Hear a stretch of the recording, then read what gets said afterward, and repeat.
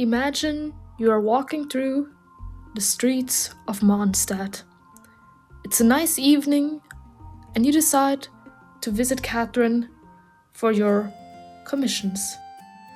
Hmm, might as well condense your resin and why not craft some mats?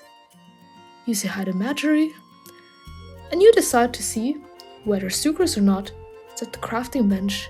You greet Timaeus, but Sucrose is nowhere to be seen, and you get an odd feeling about our favorite alchemist, who is missing.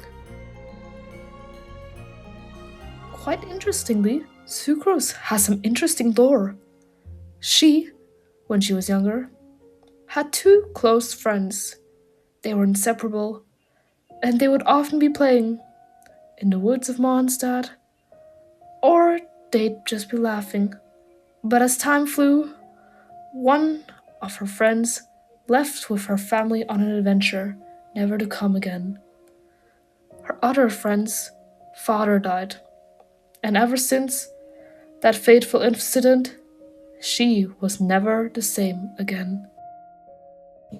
Sucrose would dream of a wonderland, which she would create, with beautiful butterflies and flowers everywhere. But what kind of sense did it make without her friends? If you've played the 3.5 Windbloom Festival, you know how Sucrose talked with Kale about this, and how she's been pretty shy ever since her friends have left. And this got me thinking, what if Sucrose turned evil? Like, imagine the power she would have. She would be Albedo's students, and, well, his mom is Ryan's daughter, so she would be kinda powerful, so to speak. And on top of that, she would have quite some reason, I'd say, to be evil. She's lost both of her friends, and, well, people have considered her weird in the past.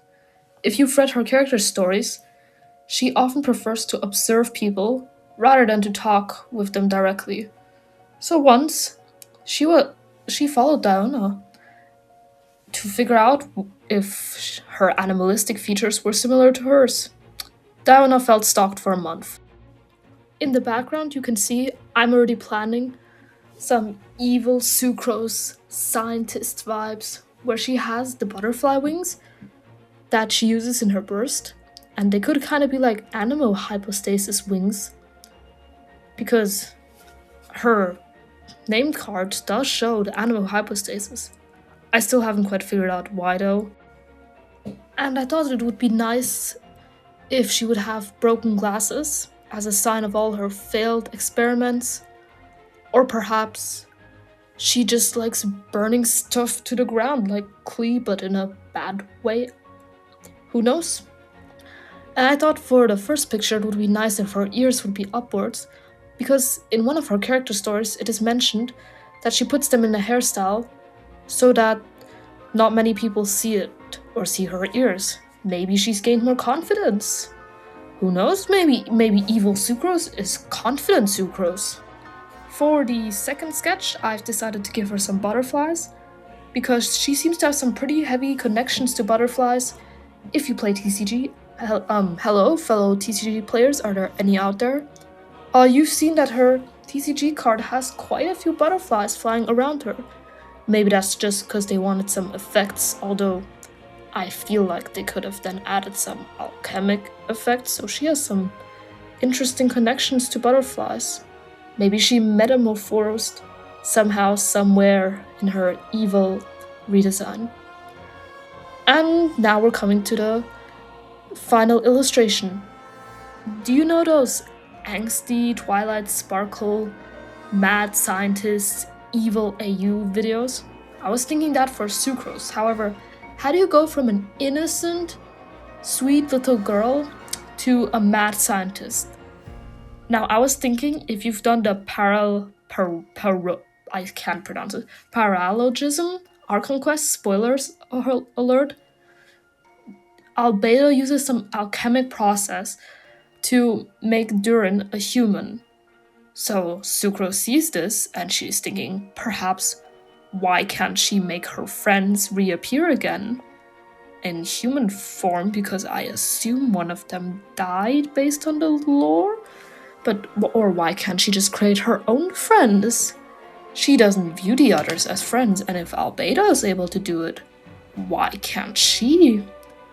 She would be some kind of like Dottore 2.0, but she doesn't view what she does as evil. Since she looks up to Albedo, I decided to give her in the illustration or evil version of her a similar cloak design, just like Albedo has, but I still wanted to keep some elements so it still feels like Sucrose, but not like overly comically evil antagonist villain vibes. I still let her keep her vision. I decided to keep Sucrose's glasses, like the broken ones, because it's just a good form of visual storytelling that, you know, her experiments haven't been going well, she's burning up stuff all the time. Maybe Klee finds a new fish blasting partner in a bad way? Please don't, Klee, that would be terrifying.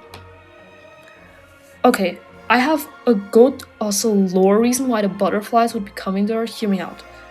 So, Sucrose is sugar. What does Sucrose need to ascend? Nectar.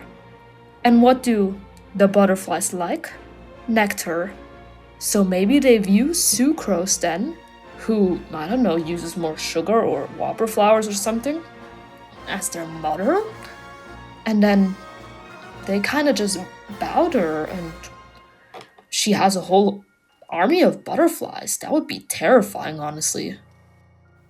Also, this is my first video, so I do hope you like it. And well, if you do, you could maybe tell me what you'd like in the future, or how I could improve. This is obviously not a masterpiece. But anyways, here is the final illustration, and I do hope you liked it. Bye-bye!